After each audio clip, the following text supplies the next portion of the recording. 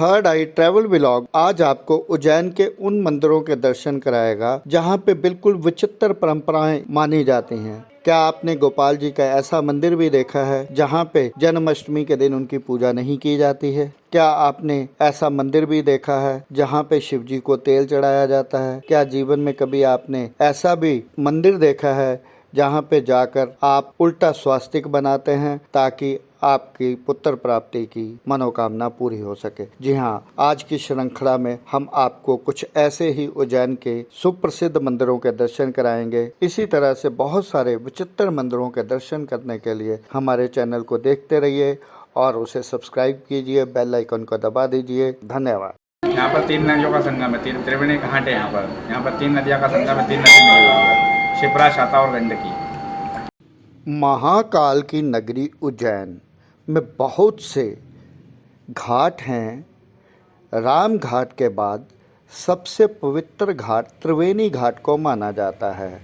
त्रिवेणी घाट पर एक प्राचीन शनि नवग्रह मंदिर है जहां पर शनिचरी अमावस्या शनि जयंती पर लाखों श्रद्धालुओं का जमघट रहता है।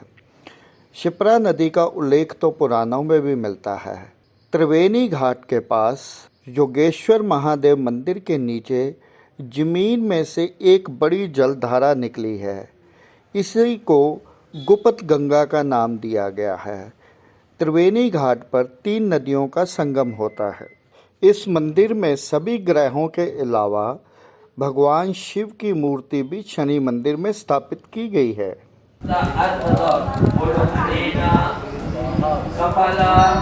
जैसे महाकाल जैसे ये मंदिर जो है राजा विक्रमादित्य द्वारा स्थापित है। उज्जैन नगरी में मंदिर स्थापित है। ये उधर जो है गणेश जी महाराज विराजमान हैं, बीच में 7.5 शनि महाराज हैं, ऊपर हनुमान जी महाराज हैं, इस तरफ ढैया शनि महाराज है। एक राशि पर 2.5 वर्ष का इनका प्रभाव रहता है। ये यहाँ पर दशा स्वरूप में विराजमान है। ये मूर्ति जो प्रतिमा देख रहे हैं राजा विक्रमादित्य द्वारा स्थापित है, शिव रूप में विराजमान है यहाँ पर भगवान शनि महाराज।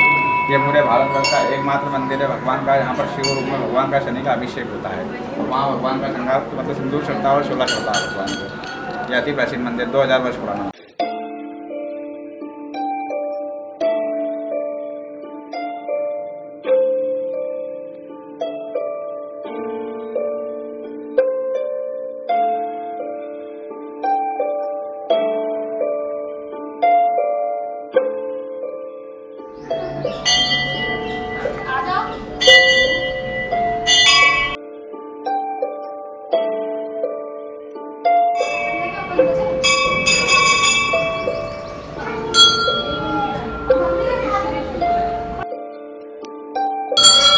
उज्जैन में एक मंदिर ऐसा भी है जहां पे लोग पुत्र प्राप्ति के लिए जाते हैं और मन्नत मांगकर उल्टा स्वास्तिक बनाते हैं।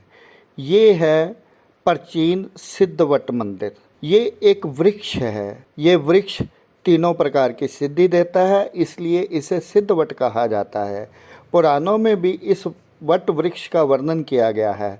स्कंद पुराण के अवंतिका खंड में इस बात का उल्लेख किया गया है कि उज्जैन के सिद्धवट क्षेत्र में भगवान श्री कार्तिकेय का मुंडन यहाँ पे संपन्न हुआ था। इस जगह पर आपको 3 प्रकार की सिद्धि मिलती है जिसका नाम है संतति, संपत्ति और सद्गति। इन तीनों मन्नतों को पूरा करने के लिए यहाँ पे पूजन किया जाता है। संतति अर्थात पुत्र प्राप्ति के लिए, इसके लिए उल्टा सातिया या उल्टा स्वास्तिक बनाया जाता है। संपत्ति के लिए वृक्ष पर रक्षा सूत्र बांधा जाता है और सदगति के लिए पितरों का अनुष्ठान किया जाता है। कहा यह भी जाता है कि मुगल काल में बादशाहों ने इसको खत्म करने के लिए बट वृक्ष के अंदर बड़े बड़े लोहे के तवे जड़वा दिए थे, परंतु फिर भी वृक्ष हरा रहा। आज भी ये वृक्ष हरा भरा है।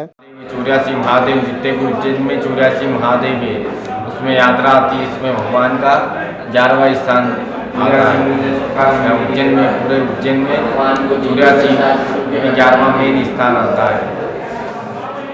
जो इच्छा हो भगवान को 10, 20, 50 माता पिता के लिए दान करो। एक और मंदिर है गोपाल मंदिर। यहाँ पे भी एक विचित्र परंपरा को निभाया जाता है। सारी दुनिया में जब कृष्ण के जन्म के बाद पूजा अर्चना की जाती है, यहाँ पर उसकी आरती नहीं उतारने की परंपरा है। ये परंपरा 110 सालों से चली आ रही है। जी हाँ, उज्जैन के द्वारकाधीश गोपाल मंदिर में यह अनूठी परंपरा है। उनकी मान्यता है कि जन्म के बाद कन्हैया जी 5 दिन तक सोते रहते हैं। भगवान कृष्ण के जन्म के बाद होने वाली शयन आरती 5 दिन तक नहीं होती है। बच्छ बारस पर माना जाता है कि भगवान बड़े हो जाते हैं। इस दिन सुबह अभिषेक पूजन के बाद उन्हें चांदी की पादुकाएं पहनाई जाती हैं। चांदी की ये पादुकाएं सिंधिया राजवंश की तरफ से मंदिर को दी जाती हैं। गोपाल मंदिर, ये मंदिर मराठा वास्तुकला का उत्कृष्ट उदाहरण है। मराठा वास्तुकला के अनुसार आसपास परकोटा है। मंदिर के ठीक सामने एक चौक है। यहाँ पे एक सुरमय वाटिका भी है, जहाँ पे माधवराव सिंधिया जी की प्रतिमा खड़ी है। नगर के एक महत्वपूर्ण केंद्र स्थल पर अति भव्य गोपाल मंदिर जी है। गोपाल मंदिर की स्थापना महाराजा दौलत राम सिंधिया की महारानी श्रीमती वाज्याबाई सिंधिया ने की थी। मंदिर के भीतर से प्राप्त ऊंचाई पर राधा और कृष्ण की मूर्तियां हैं, जिनके दर्शन यात्रियों को दूर से ही प्राप्त हो जाते हैं। मंदिर का गर्भगृह संगमरमर का है और दरवाजे भी इसके चांदी के बने हुए हैं।